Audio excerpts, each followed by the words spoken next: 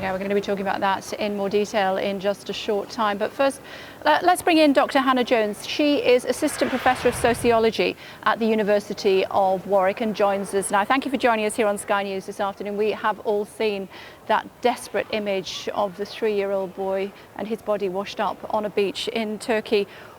It will change perceptions, obviously, of what's happening. Will it actually have any impact where we will see some of these refugees perhaps finding their way back to the United Kingdom now, where up until now, it certainly has to be said that the Prime Minister has been reluctant to do that?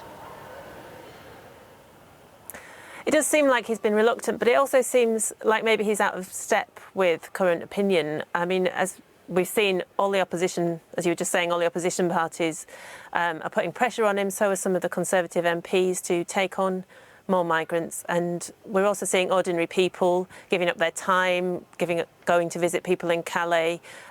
Over 100,000 people have signed a petition demanding this be discussed in Parliament. I think it's almost at 200,000 people last time I checked. So there does seem to be a change in feeling in the country at the moment. It is a worldwide crisis, of course, with many, many tens of thousands of people out of position. The argument goes that if you open the doors to some, then the floodgates will have to open. That sort of rhetoric. How do you respond to that? Well, that's the rhetoric, but it's not what we're seeing. We can see that people are coming anyway, and knowing that it's really difficult to get in, that people are dying trying, and they're coming because they're in really desperate situations anyway. And only a tiny proportion of people who are in this situation in the world are actually making it through to Europe and then through to the UK. So in Turkey itself, where this boy Ayhan Kurdi washed up, there's 1.6 million refugees in camps looking for somewhere to live. So, I mean, it sounds like a lot, thousands of people coming to the UK, but compared to our population and compared to what's going on in the world, it's a really small number. But it won't solve the crisis in Syria, will it? No, it won't solve the crisis in Syria. And the Prime Minister's right about that there needs to be political solutions which are global, which look at the kind of bigger issues and the reasons people are coming. But that doesn't mean that we can't do anything to help people who are in desperate situations right now, who are washing up on beaches, who are dying and who are living in really destitute circumstances. And we've got people in this country now as well who've come here in the past seeking asylum, who are living in desperate circumstances too. It's one of the points that the Prime Minister was making in the film clip that we showed just before the break, and he was saying we do want to welcome people here, but we want to make sure that they're cared for properly once they arrive. Does he have a point?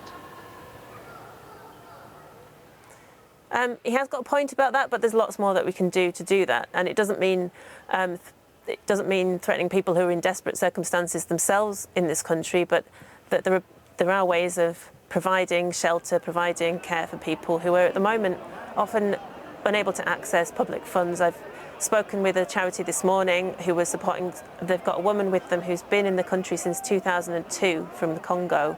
The rest of her family were granted asylum, but she wasn't, and she's now due to give birth today, and she has no recourse to any kind of support from anyone. She's not going to be able to buy clothes for her baby.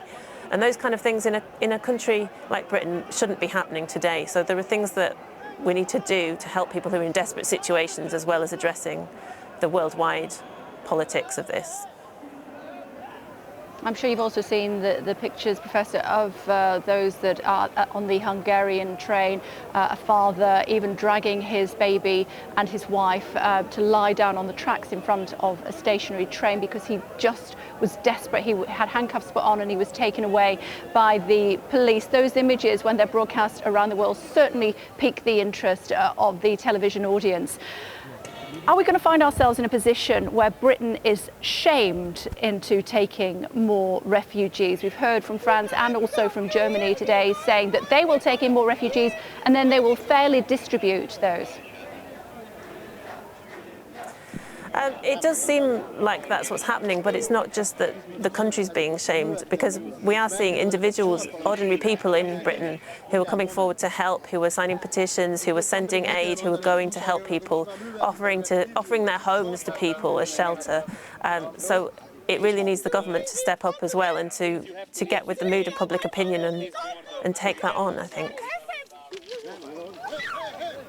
Good to talk to you. Thank you very much indeed for joining us here on Sky News this afternoon. So as I